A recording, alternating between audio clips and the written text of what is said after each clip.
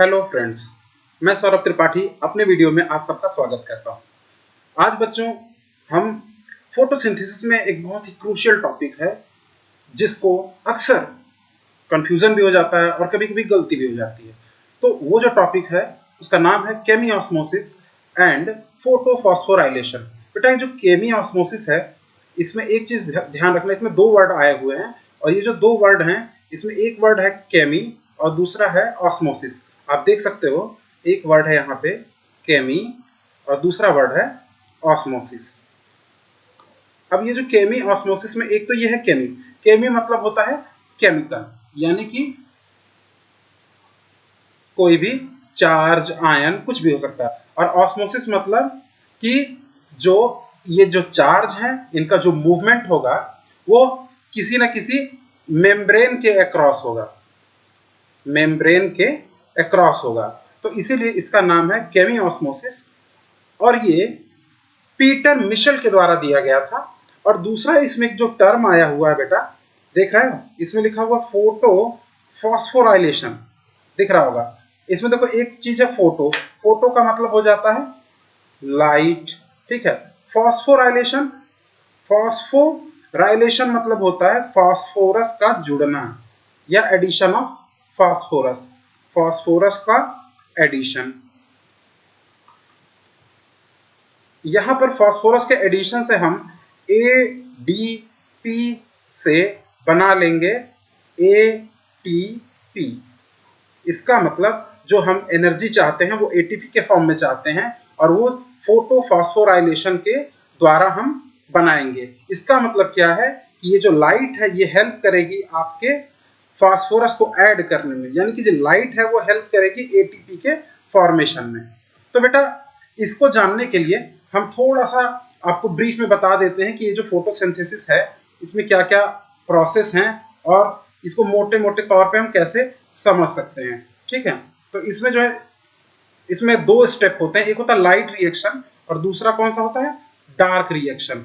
Light reaction और dark reaction, ये जो बेटा देख रहे हो लाइट रिएक्शन, इसके लिए लाइट का होना बहुत जरूरी है, ठीक है।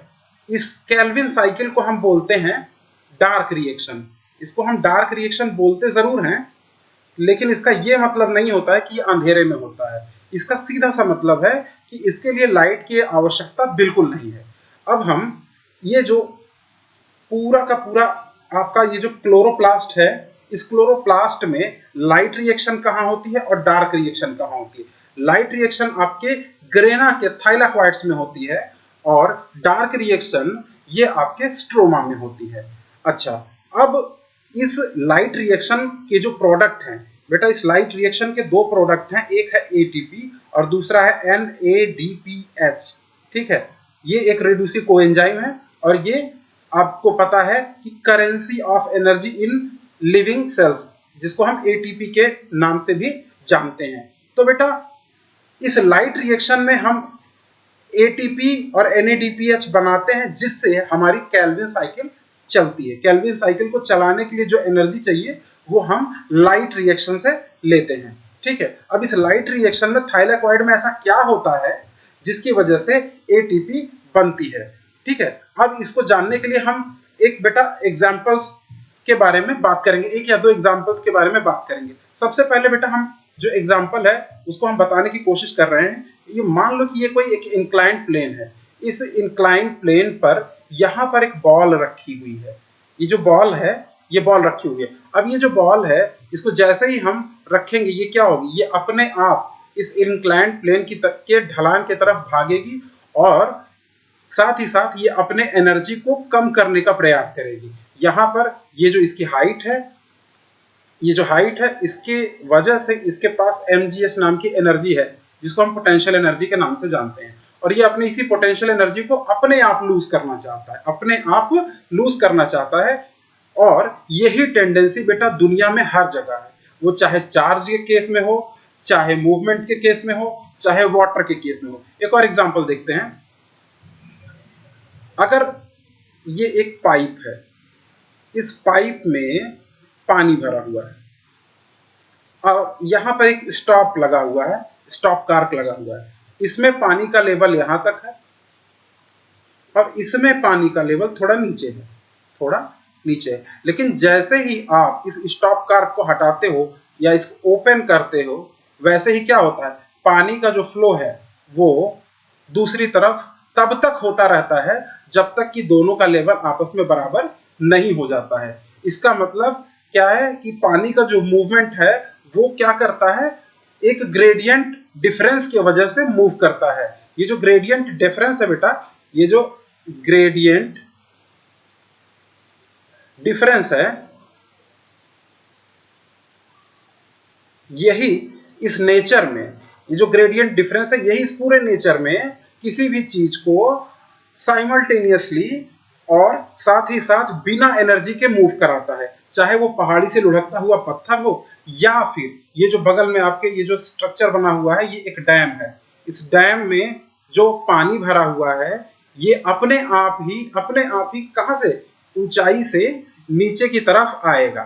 और जब ऐसा होगा तो ये अपनी एनर्जी को लूज करेगा। इस डैम में भरा हुआ जो पानी है ये अपनी एनर्जी को लूज करेगा और ये ग्राउंड पे आएगा, ठीक है। और ये जो एनर्जी इससे लूज हो रही है, जो एनर्जी इससे लूज हो रही है, इसी एनर्जी को अगर आप पकड़ पाओ, इसी एनर्जी से अगर आप कुछ अपने काम की चीज निकाल पाओ, तो ही आप नेचर में साइमल्टेनियसली, और सबसे बड़ी बात है स्पॉन्टेनियसली। बेटा स्पॉन्टेनियस का मतलब होता है कि बिना किसी एनर्जी को खोए हुए कोई भी चीज मूव कर जाए। तो ऐसा तभी होगा जब उनमें ग्रेडियंट का फर्क रहेगा, जब उनमें ग्रेडियंट का फर्क रहेगा। जिस तरह से बैटरी देखा होगा आप लोगों ने, बैटरी में एक तरफ प्लस चार्ज होता है, दूसरी तरफ माइनस चार्ज होता है। अब क्या होता है, जब करंट फ्लो करती है तो करंट जो है वो प्लस से माइनस की तरफ बहती है और इलेक्ट्रॉन इसके उल्टी दिशा में बहते हैं, ठीक है। तो ऐसा कब तक होगा, जब तक दोनों साइड में इलेक्ट्रॉन का कॉन्सेंट्रेशन बराबर ना हो जाए। और जैसे ही दोनों साइड में इलेक्ट्रॉन का कॉन्सेंट्रेशन बराबर हो जाएगा, इसका जो मूवमेंट है वो रुक जाएगा, इसका मूवमेंट रुक जाएगा। तो बेटा फोटोफॉस्फोराइलेशन भी कुछ ऐसा ही होता है।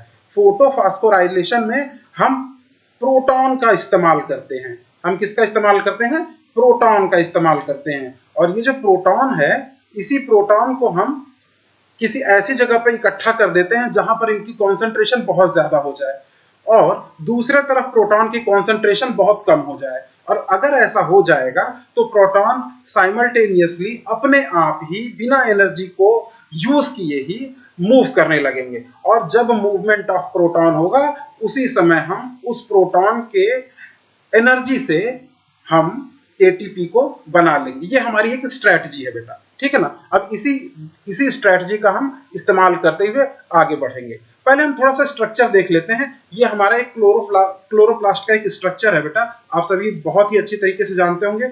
जो क्लोरोप्लास्ट होता है, क्लोरोप्लास्ट जो होता है ये एक तो डबल मेम्ब्रेनस होता है, आप जानते हो। ये इसकी इनर मेम्ब्रेन है और ये इसकी आउटर मेम्ब्रेन है, ये इसकी आउटर मेम्ब्रेन है। इसके अंदर जो ग्रेनम्स होते हैं, ये जो ग्रेनम है ना, ये जो ग्रेनम है, ये पूरे को हम ग्रेनम बोलते हैं, ठीक है। और इस ग्रेनम के एक सिक्के को, एक हिस्से को, इस एक सिंगल पार्ट को हम क्या बोलते हैं, थाइलाकॉइड, थाइलाकॉइड। अब सारी की सारी जो प्रोसेस है, सारी की सारी जो प्रक्रिया है वो इसी के मेम्ब्रेन पे होगी, इसी के मेम्ब्रेन पे होगी। अब ये जो थाइलाकॉइड है बेटा, ये जो थाइलाकॉइड है, हमारी स्ट्रेटजी ये है कि इस थाइलाकॉइड के अंदर जिस हिस्से को हम कहते हैं ल्यूमेन, और बाहर तो आपको पता है स्ट्रोमा है, ठीक है। तो इस ल्यूमेन में हमें प्रोटॉन का नंबर बढ़ाना है, ठीक। और बाहर साइड में प्रोटॉन का नंबर आपको क्या करना है, घटाना है, ठीक है। ऐसा आपको करने से क्या होगा, एक प्रोटॉन का ग्रेडियंट डेवलप कर लेना है। और जैसे ही प्रोटॉन का ग्रेडियंट डेवलप हो जाएगा वो ठीक एक पानी से भरे हुए डैम की तरह बिहेव करेगा, ठीक है बच्चे। आगे बढ़ते हैं। यहां पर हम आपको दिखाना चाहते हैं ये जो स्ट्रक्चर है, ये थाइलाकॉइड का स्ट्रक्चर है। जहां पर ये जो स्ट्रक्चर आप देख रहे हो ये स्ट्रोमा है, थाइलाकॉइड के बाहर का स्ट्रक्चर ये स्ट्रोमा है। अंदर के स्ट्रक्चर को हम क्या बोलते हैं, ल्यूमेन बोलते हैं बेटा, ल्यूमेन बोलते हैं, ध्यान रखना, ल्यूमेन बोलते हैं। और यहां पर इसकी जो मेम्ब्रेन है, इसमें दो फोटो सिस्टम आपके चलते हैं। इन दोनों फोटो सिस्टम में से एक है photo system 1, sorry photo system 2, और दूसरा वाला है फोटो सिस्टम 1। अब क्या होता है कि इस अंदर वाले हिस्से में प्रोटॉन का नंबर बढ़ाना जो है, इसके कई तरीके हो सकते हैं।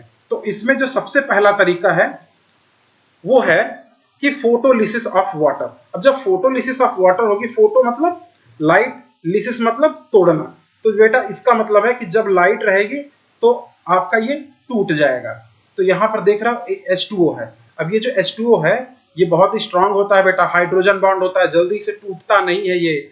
लेकिन लाइट के प्रेजेंस में, ये देख रहे हो ना लाइट आ रही है, लाइट के प्रेजेंस में क्या होता है, ये वाटर मॉलिक्यूल टूट जाता है और टूटने के बाद यहां पर हमको ऑक्सीजन मिलती है, ठीक है, जो कि एटमॉस्फेयर में रिलीज हो जाती है, और साथ ही साथ हमको यहाँ पर प्रोटॉन मिलते हैं। देख रहे हो बेटा, प्रोटॉन मिलते हैं। तो पानी के टूटने के वजह से हमको प्रोटॉन मिले। So the proton is attained और gained by the photolysis of water, और साथ ही साथ इसमें मैग्नीज आयन होता है, उसकी वजह से ये हाइड्रोजन बॉन्ड बहुत ही आसानी से टूट जाता है। तो एक तो ये हो गया कि प्रोटॉन की वजह से अंदर जो है, सॉरी वाटर के फोटोलिसिस के वजह से प्रोटॉन का नंबर बढ़ गया। लेकिन साथ ही साथ जब लाइट इस पर पड़ती है तो ये जो वाटर मॉलिक्यूल है ये इलेक्ट्रॉन भी रिलीज करता है, और ये जो इलेक्ट्रॉन है ये एक्साइटेड हो जाते हैं लाइट की वजह से, और लाइट की वजह से एक्साइटेड होते हुए ये क्या करते हैं कि प्लास्टोक्यूनोन, यहां पर होता है प्लास्टोक्यूनोन। अब ये जो प्लास्टोक्यूनोन होता है इन इलेक्ट्रॉन को एक्सेप्ट करता है, और साथ ही साथ यहां पर पड़े हुए प्रोटॉन को खींच करके प्लास्टोक्यूनोन हाइड्राइड बना लेता है, प्लास्टोक्यूनोन हाइड्राइड बना लेता है। लेकिन तभी साइटोक्रोम B6F कॉम्प्लेक्स जो होता है ये इलेक्ट्रॉन्स को अपनी तरफ खींच लेता है, और जैसे ही इलेक्ट्रॉन यहां से खींचते हैं ये फिर से आयनाइज हो जाता है, और ये जो प्रोटॉन है वो कहां, अंदर की तरफ ढकेल दिए जाते हैं। जो अभी तक प्रोटॉन बाहर थे वो बाहर का प्रोटॉन कहां आ गया, अंदर आ गया। किसकी वजह से आया, साइटोक्रोम B6 के कॉम्प्लेक्स की वजह से, क्योंकि इसने इसके इलेक्ट्रॉन्स को खींच लिया है। आपने इलेक्ट्रॉन को जैसे ही खींचा वैसे ही प्लास्टोक्यूनोन हाइड्राइड जो है वो आयनाइज हो जाता है और प्रोटॉन को अंदर की तरफ फेंक दिया जाता है। उसके बाद ये इलेक्ट्रॉन कहां जाते हैं, पीसी के पास, यानी कि प्लास्टोसाइनिन के पास जाते हैं। प्लास्टोसाइनिन भी सेम वही काम करता है, ये इलेक्ट्रॉन को साइटोक्रोम B6 के तरफ से खींच लेता है और फोटो सिस्टम 1 को ट्रांसफर कर देता है। फोटो सिस्टम 1 आप जानते हो, वेवलेंथ फोटो सिस्टम जो 1 होता है वो वेवलेंथ 700 नैनोमीटर पे एक्टिवेट होता है, और यहां से जो आई हुई लाइट है ये दोबारा से, ये जो इलेक्ट्रॉन है जिनकी एनर्जी अभी तक लूज हो चुकी है उनको दोबारा से एक्साइट करता है, और ये जो इलेक्ट्रॉन है इनको एक्सेप्ट करता है फेरिडॉक्सिन, और फेरिडॉक्सिन इस इलेक्ट्रॉन को कहां भेज देता है, स्ट्रोमा में ढेर सारे NADP+ और प्रोटॉन घूमते रहते हैं, प्रोटॉन घूमते रहते हैं। अब ये जो प्रोटॉन है ये फ्री प्रोटॉन है। अब इस फ्री प्रोटॉन को अगर हम बाइंड कर दें, अगर हम इस फ्री प्रोटॉन को NADPH के हिसाब से बाइंड कर दें, इसके साथ इसको बाइंड कर दें, तो क्या होगा, स्ट्रोमा में फ्री प्रोटॉन का नंबर घट जाएगा। तो ये जो इलेक्ट्रॉन, जो एक्साइटेड इलेक्ट्रॉन है, इन इलेक्ट्रॉन्स ने NADP+ के साथ अटैच होकर के प्रोटॉन को बांध लिया, और जैसे ही NADPH बना, जैसे ही NADPH बना वैसे ही क्या हो गया, स्ट्रोमा में प्रोटॉन का नंबर और भी कम हो गया, और भी कम हो गया। बेटा यहां ध्यान देना कि हमने सबसे पहले जो काम किया वो क्या काम किया कि ल्यूमेन में हमने प्रोटॉन का नंबर क्या किया, बढ़ा दिया। ल्यूमेन में प्रोटॉन का नंबर बढ़ा दिया। इसके दो तरीके हो सकते हैं, या तो हम वाटर को तोड़ दें, वाटर को तोड़ करके इसमें हम O2 और 4H+ को जोड़ दें। दूसरा तरीका हो सकता है स्ट्रोमा के जो प्रोटॉन हैं उनको कहां पुश कर दें, अंदर की तरफ, इनसाइड, इनसाइड द ल्यूमेन। ठीक है, तो ये जो दोनों तरीके हुए, इन्होंने अंदर प्रोटॉन को बढ़ाया, कुछ तो प्रोटॉन अंदर जनरेट हुए और कुछ बाहर के अंदर आ गए। और दूसरा तरीका क्या है कि जो अभी भी बचे हुए प्रोटॉन हैं उनको क्या करते हैं, जो स्ट्रोमा के अभी भी बचे हुए प्रोटॉन हैं उनको हमने क्या किया, उनको हमने बाइंड कर दिया। यही तो हमारी स्ट्रेटजी थी कि अंदर प्रोटॉन ज्यादा हो जाए और बाहर प्रोटॉन कम हो जाए। बेटा जब ऐसा होगा तो एक प्रोटॉन ग्रेडियंट डेवलप कर जाएगा, अंदर की तरफ प्रोटॉन ज्यादा, अंदर की तरफ प्रोटॉन ज्यादा, बाहर की तरफ प्रोटॉन कम। जब ऐसा हो गया तो एक प्रोटॉन ग्रेडियंट डेवलप कर गया। अब ये जो प्रोटॉन है वो निकलेंगे कहां से बेटा, ये प्रोटॉन निकलेंगे प्रोटॉन चैनल के माध्यम से, ये प्रोटॉन चैनल के माध्यम से बाहर निकलेंगे। और यहीं पर ये जो आपको दिखाई दे रहा है F0 F1, ये F0 F1 पार्टिकल ये क्या करते हैं, एक तरह का से गेटवे का काम करते हैं और प्रोटॉन को इधर से बाहर निकलने को हेल्प करते हैं। जैसे ही प्रोटॉन बेटा यहां से गिरने लगता है, जैसे ही प्रोटॉन यहां से गिरने लगता है, अब आप एग्जांपल याद करो डैम का, जब पानी गिरता है तो टरबाइन को वो घुमा देता है ना, जब पानी गिरता है तो टरबाइन को घुमा देता है। उसी प्रकार से जैसे ही प्रोटॉन बाहर निकलता है वैसे ही जो एडीपी है ये इनऑर्गेनिक फॉस्फेट से रिएक्शन करना तो चाहता है, लेकिन ये एंडोथर्मिक रिएक्शन है, ये एंडोथर्मिक रिएक्शन है तो क्या होगा कि इसको एनर्जी की जरूरत होगी और साथ ही साथ एटीपी सिंथेटेज एंजाइम जो होगा उसकी मदद से, और जो ये एनर्जी, जो प्रोटॉन की जो एनर्जी है वो कहाँ एब्जॉर्ब हो रही है, इन दोनों को बाइंड करने में, इन दोनों को बाइंड करने में इस्तेमाल हो रही है। और जैसे ही प्रोटॉन मूव करेगा कहाँ, ल्यूमेन से स्ट्रोमा की तरफ, ल्यूमेन से स्ट्रोमा की तरफ प्रोटॉन अपने आप मूव कर रहा है क्योंकि कॉन्सेंट्रेशन का डिफरेंस है, तो ये साइमल्टेनियसली अपने आप मूव कर रहा है।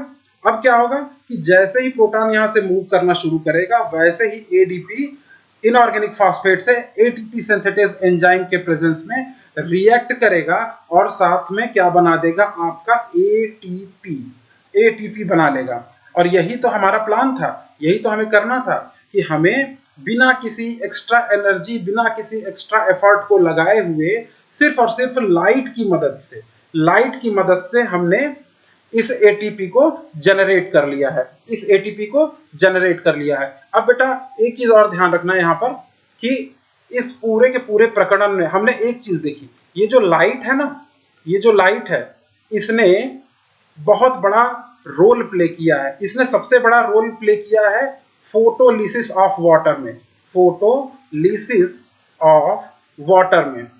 जब फोटोलिसिस ऑफ वाटर हुई तो क्या हुआ कि इसने हमें कहां पे प्रोटॉन दिए, ल्यूमेन में, ल्यूमेन में इसने हमें क्या दिए, प्रोटॉन दिए। ठीक, और साथ ही साथ इस फोटोलिसिस ऑफ वाटर से जो इलेक्ट्रॉन निकले, जो इलेक्ट्रॉन निकले वो इलेक्ट्रॉन लाइट के प्रेजेंस में कहां चले गए, एक्साइटेड हो गए, एक्साइटेड हो गए। और एक्साइटेड होने के बाद ये मेम्ब्रेन में अलग अलग इलेक्ट्रॉन कैप्चर्स के पास मूव करने लगे। जैसे अलग अलग इलेक्ट्रॉन कैप्चर्स की बात करें तो plastoquinone, cytochrome B6, F complex है ना, और प्लास्टोसाइनिन। ठीक है, तो यहां तक इनको जो मूव कराने की जो एनर्जी मिली है वो किससे मिली है, लाइट से मिली है। तो अल्टीमेटली आप देख रहे हो लाइट ने एक बहुत बड़ा रोल प्ले किया है प्रोटॉन का नंबर अंदर की तरफ बढ़ाने में, प्रोटॉन का नंबर अंदर की तरफ बढ़ाने में लाइट ने एक बहुत ही बड़ा रोल प्ले किया है। और बेटा हमने जैसे कि शुरू में कहा था कि हमारा टॉपिक है केमी ऑस्मोसिस, तो जो ऑस्मोसिस टर्म है ना, ऑस्मोसिस आपने पढ़ा भी होगा, और इसके बारे में खास बात क्या है कि इसके लिए मेम्ब्रेन का होना बहुत जरूरी है। मेम्ब्रेन, मेम्ब्रेन के एक पार से दूसरे पार जब किसी आयन का मूवमेंट कराया जाता है तो हम कह सकते हैं कि किसी केमिकल का मूवमेंट कराया जा सकता है तो हम कह सकते हैं उसको केमी ऑस्मोसिस, क्या केमिकल की ऑस्मोसिस। तो आपने देखा कि इस केमिकल ऑस्मोसिस के वजह से प्रोटॉन का नंबर अंदर बढ़ गया, और प्रोटॉन का नंबर अंदर बढ़ाने में मदद की है सनलाइट ने। तो बेटा ये जो केमियोस्मोसिस है और जो फोटोफॉस्फोराइलेशन है, ये दोनों एक दूसरे से जुड़े हुए हैं, और बिना इन दोनों की मदद के आप लाइट रिएक्शन में एटीपी का फॉर्मेशन नहीं कर पाओगे। तो ये जो एटीपी का फॉर्मेशन है वो केमियोस्मोसिस और फोटोफॉस्फोराइलेशन दोनों की मदद से हुआ है। तो होप आपको उम्मीद करता हूं कि इस वीडियो लेक्चर में आपको सब कुछ समझ में अच्छे से आ गया होगा और आपको इसमें कोई भी दिक्कत नहीं हुई होगी। तो बच्चों इसी के साथ मैं अपना ये लेक्चर समाप्त करता हूं। धन्यवाद।